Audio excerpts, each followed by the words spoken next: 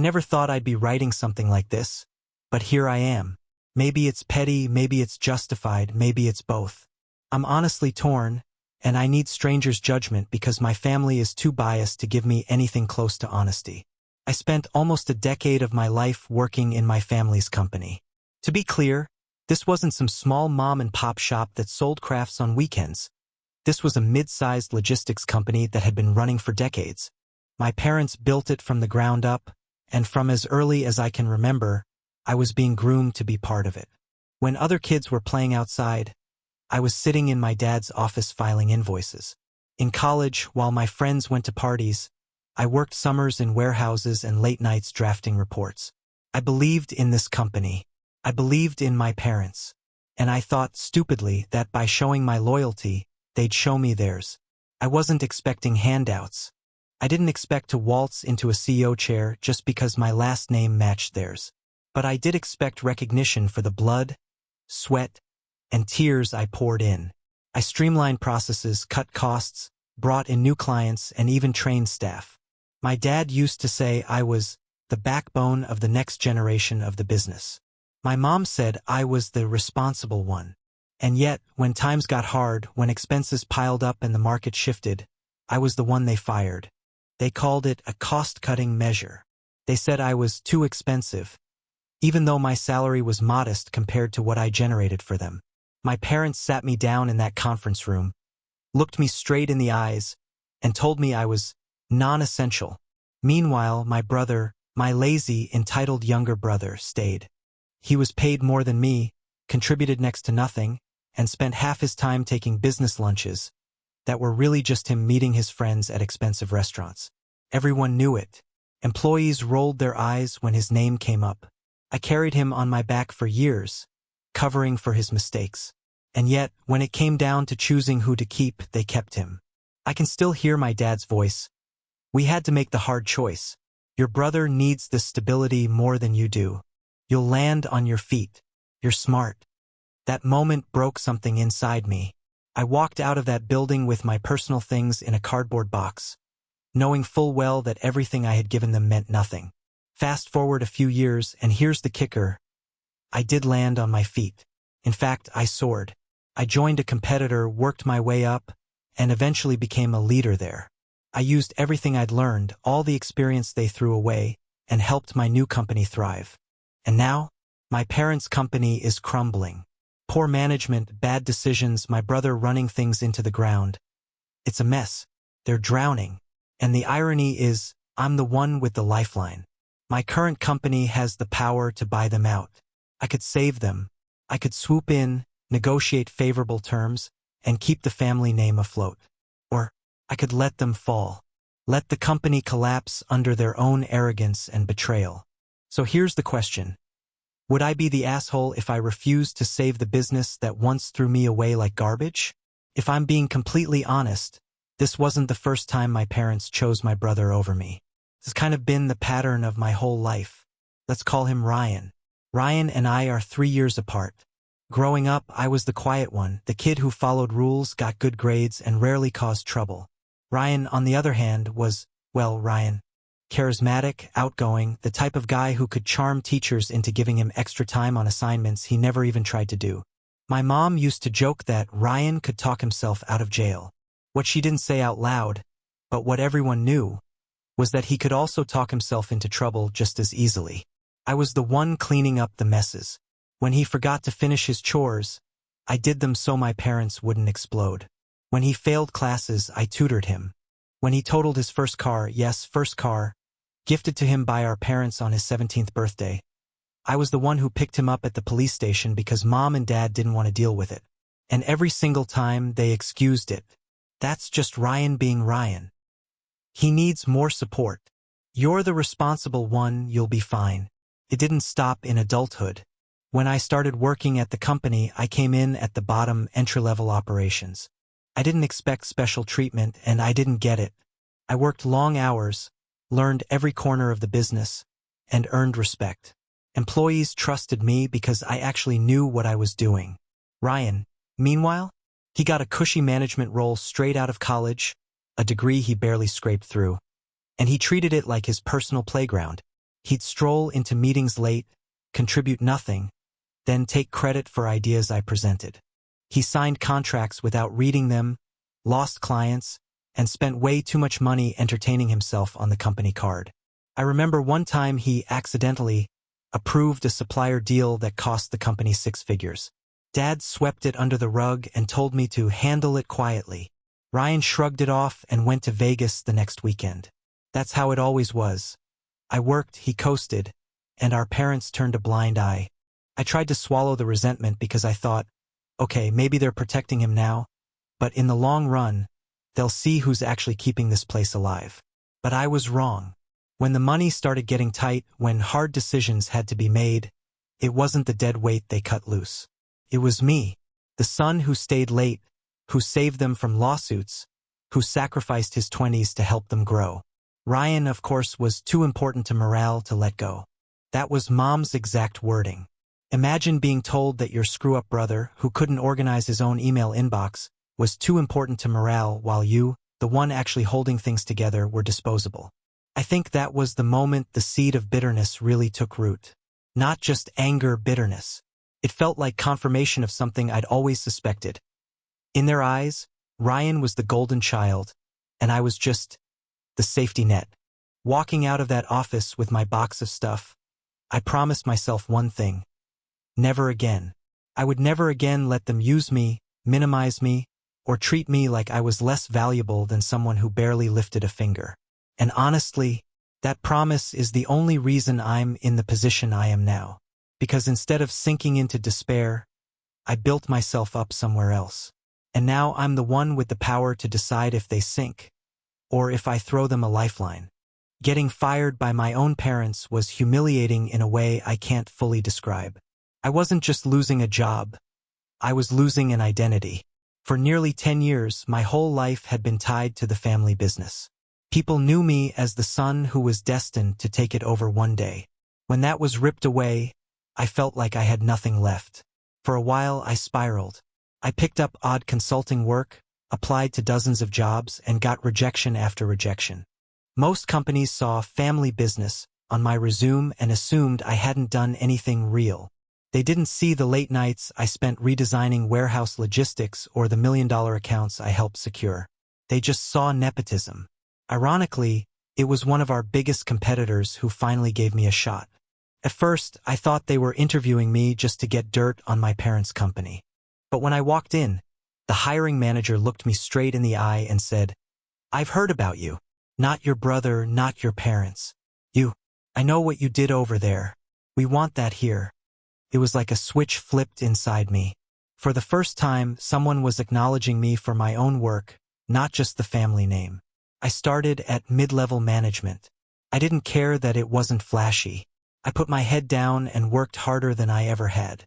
Except this time, my effort wasn't being siphoned off to cover Ryan's screw-ups. My wins were actually my wins, and my bosses noticed.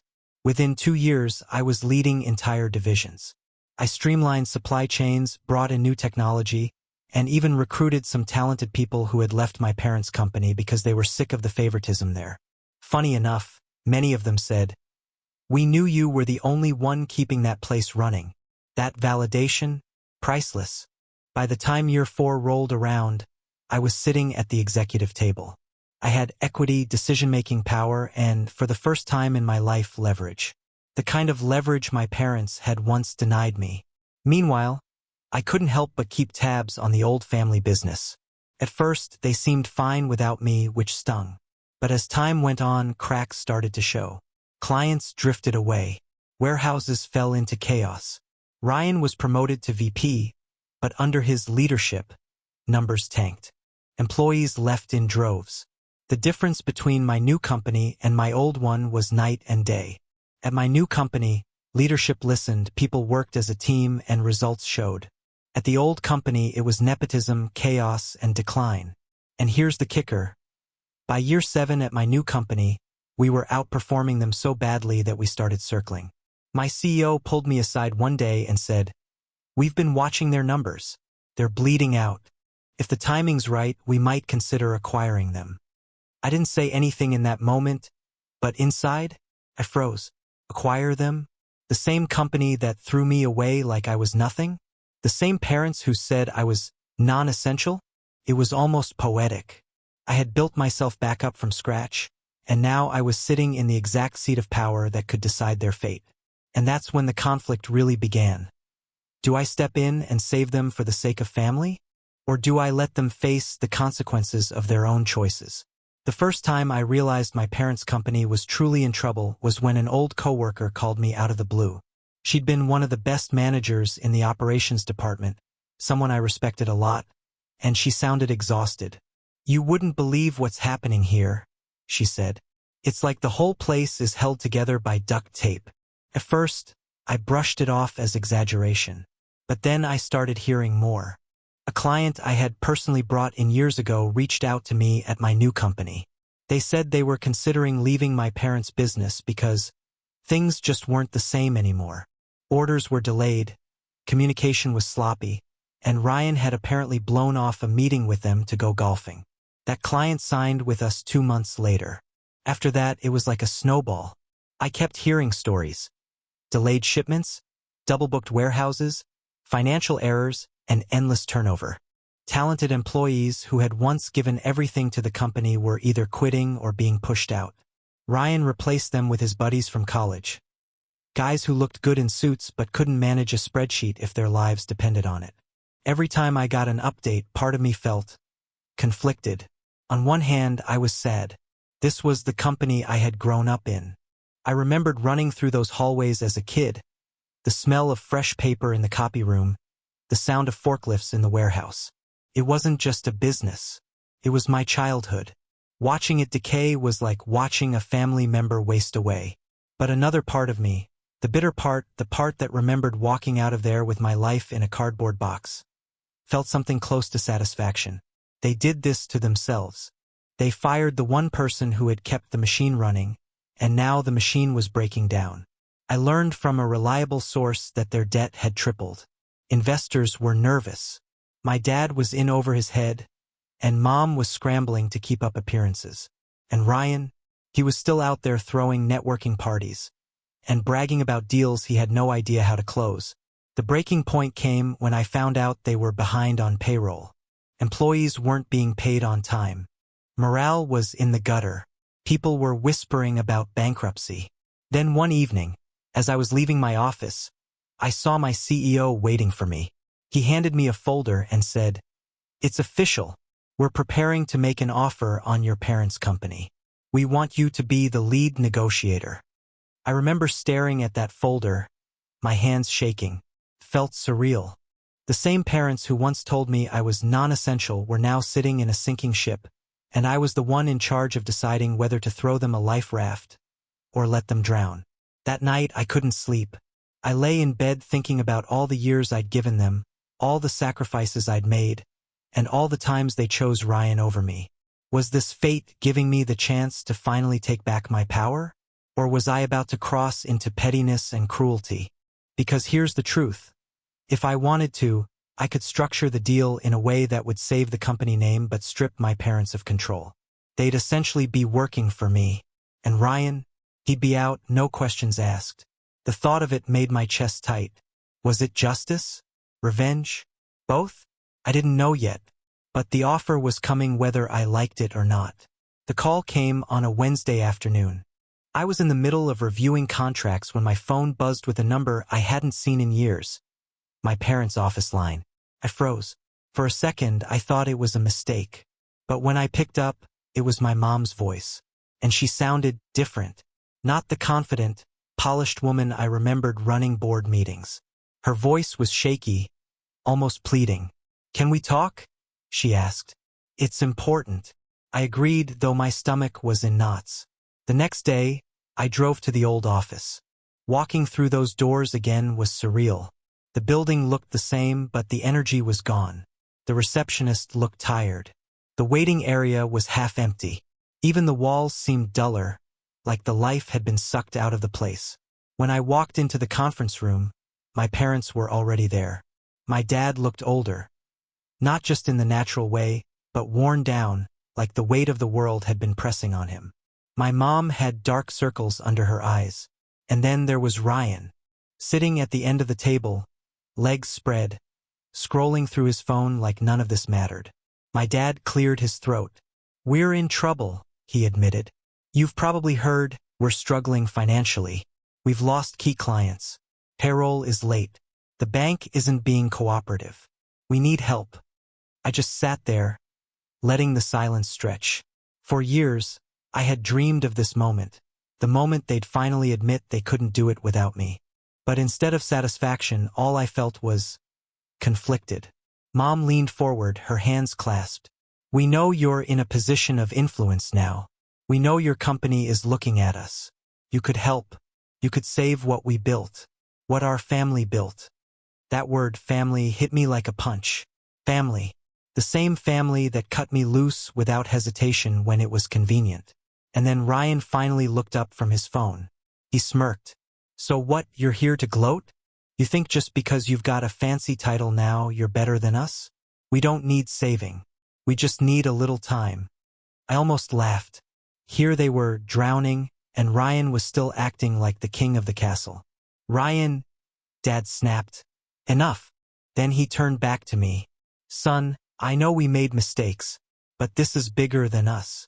Do you really want to see your family's name dragged through the mud? Do you want to see everything we built collapse?" I wanted to scream. "You dragged it through the mud when you fired me.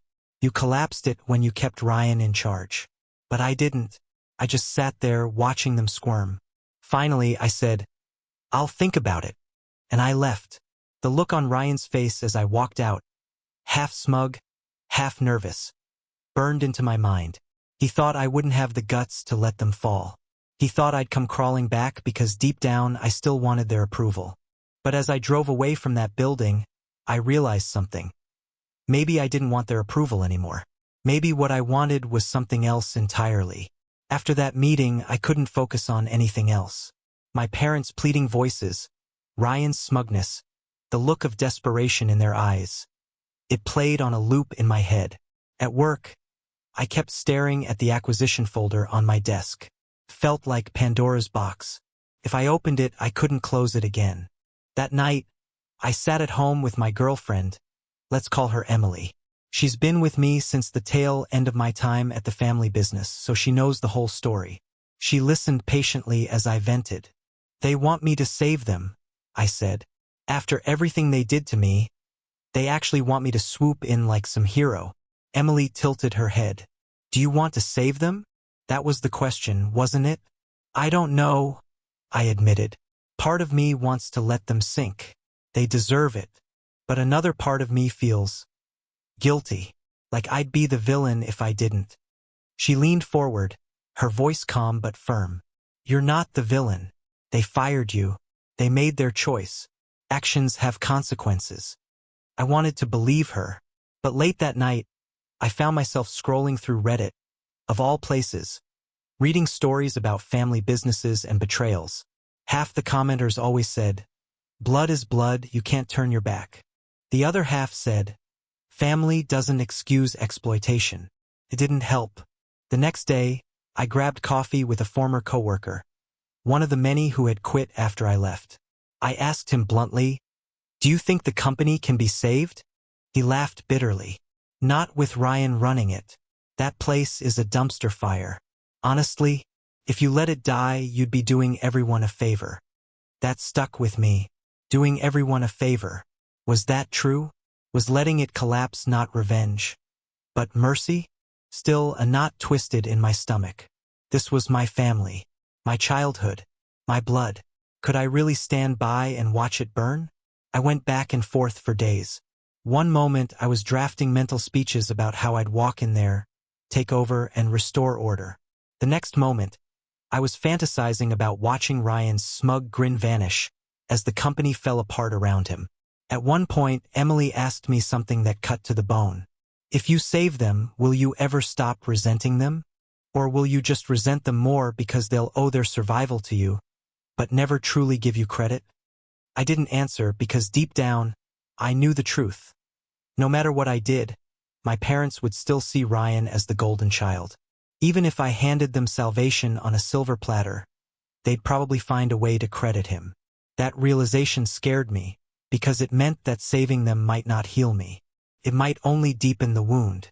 And yet, I still couldn't shake the image of my dad's tired face, my mom's trembling hands. For all their faults, they were still my parents. The decision was coming whether I liked it or not. And I had to be ready. The day of the negotiation felt surreal. I wore my best suit, not because I needed to impress anyone, but because I wanted to project control. No matter what happened in that room, I wanted them to see I wasn't the same kid they'd tossed aside. When I walked into the boardroom, the tension was thick enough to choke on. My parents were already seated with a couple of frazzled-looking advisors. Ryan was there too, lounging in his chair with his usual arrogance, though his eyes flickered with something I hadn't seen before, doubt. I took my place on the opposite side of the table with my CEO and legal team. For a few seconds, no one spoke. It was like everyone was waiting for the first shot to be fired. Finally, my dad broke the silence. "Thank you for coming," he said stiffly. I nodded, keeping my expression neutral. "We're here to discuss terms." The lawyers dove in first, outlining the situation in blunt terms.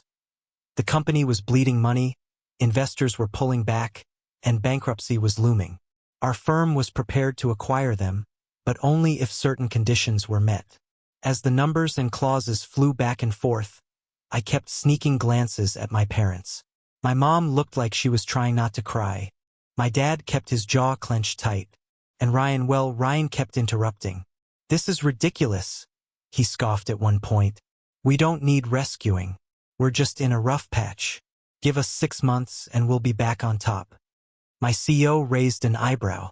"With all due respect, the numbers say otherwise." Ryan waved his hand dismissively. "Numbers don't tell the whole story. We've got relationships, reputation." I couldn't help myself. I cut in. "You've lost 3 of your biggest clients in the last year. You're 2 quarters behind on loan payments. Employees are leaving faster than you can hire. That's not a rough patch. That's collapse." The room went dead silent. My dad stared at me, his face tight, but he didn't argue, because he knew I was right.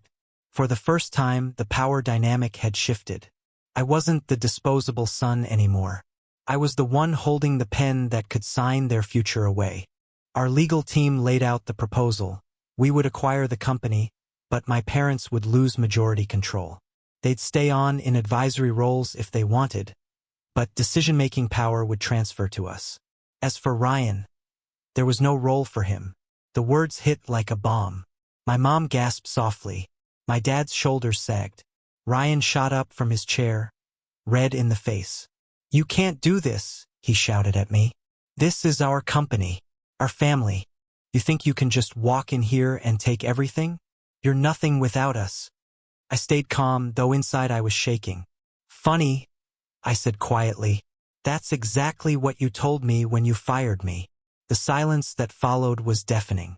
The meeting adjourned without a final decision. My parents asked for time to consider their options, but I could see it in their eyes. They knew this was the only option left.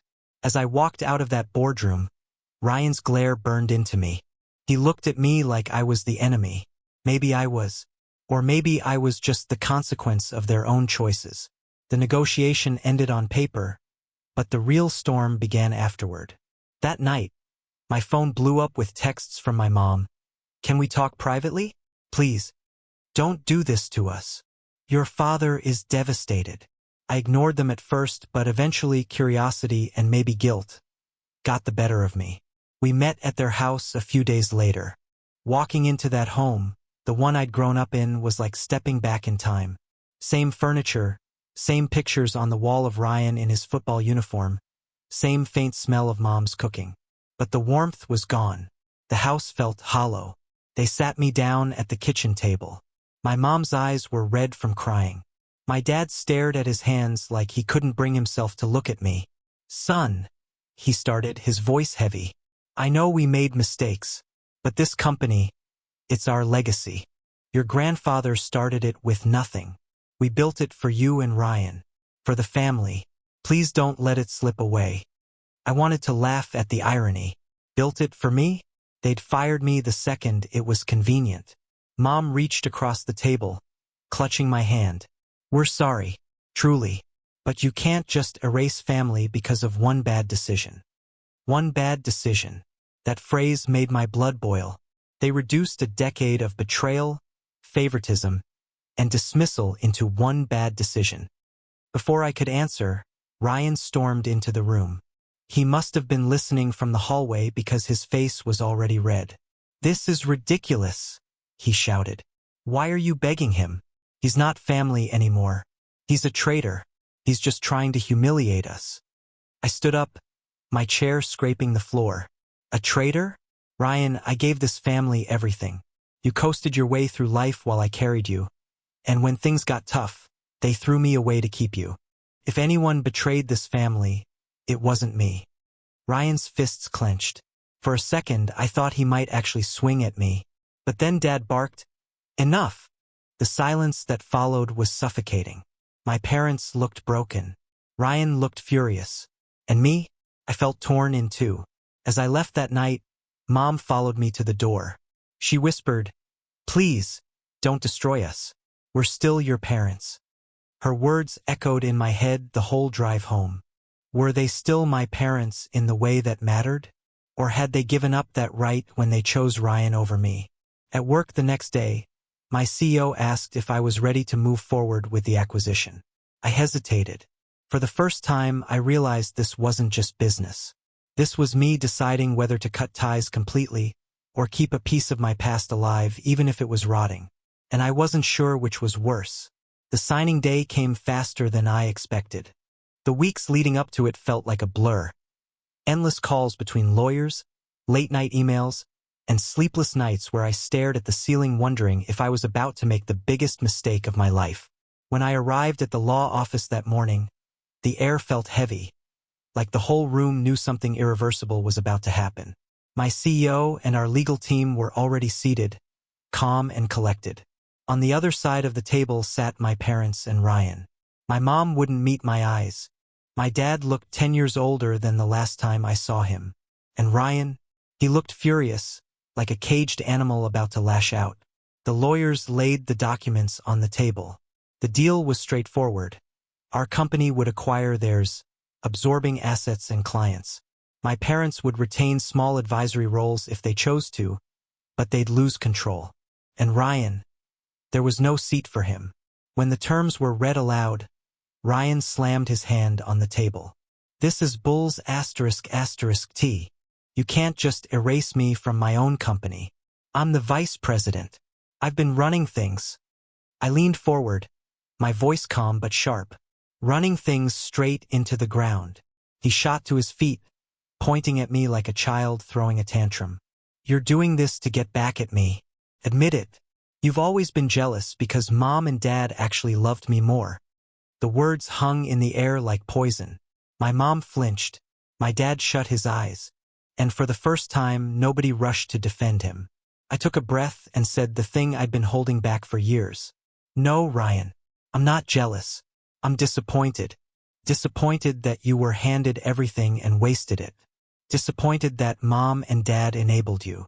And disappointed that when I worked my ass off, I was the one they threw away."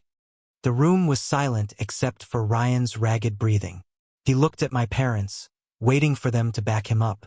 But they didn't. My dad's voice was hoarse when he finally spoke. "Sign the papers." Ryan's face went pale. "What? Sign the papers?" Dad repeated. "This is the only way forward." Ryan sputtered, but the fight drained out of him when he realized no one was taking his side. My parents signed first, their pens scratching across the paper. My mom's hand trembled so badly she almost dropped the pen. My dad's signature was stiff, mechanical. When the folder slid across to me, I hesitated for just a moment. My heart pounded. This was it, the point of no return. And then I signed. It was done. Ryan shoved back his chair and stormed out of the room, muttering curses under his breath. My mom started to cry quietly. My dad stared at the table, refusing to look at me.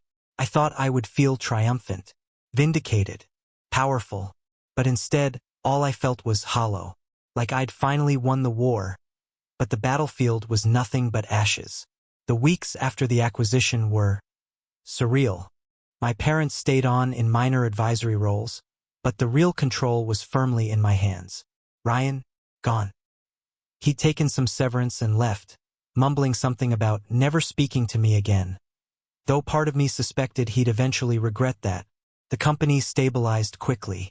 I implemented the systems I had honed at my current job, replaced incompetent managers, and rebuilt client relationships. Productivity soared. The employees who had once left returned or recommended new talent. The numbers looked better than they had in years.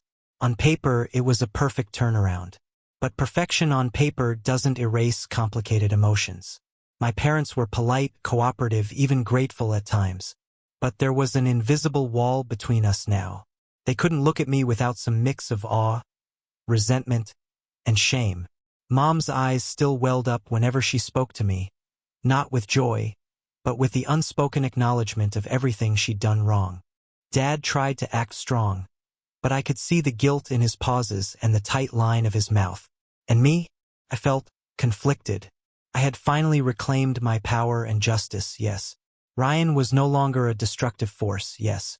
But the satisfaction I thought I'd feel was strangely absent. Sometimes, when I walk through the offices, I catch a glimpse of my old self.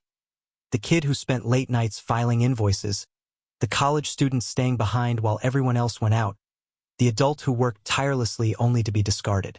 And I realize that in some ways nothing has changed. That part of me is still carrying all the weight of years of betrayal.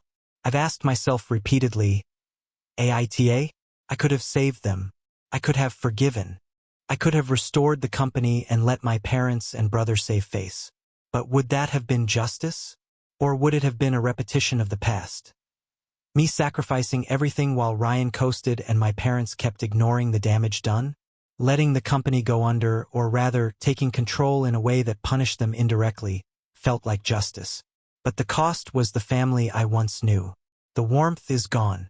I see them now as flawed humans who made catastrophic decisions. I don't hate them exactly, but I don't trust them either. So here I am. The company is thriving under my leadership. Ryan is out of the picture. My parents are surviving. And I'm left asking myself the question every day. Am I the asshole for letting them face the consequences after everything they did to me? Because the truth is, I don't know. And maybe that's the hardest part of all.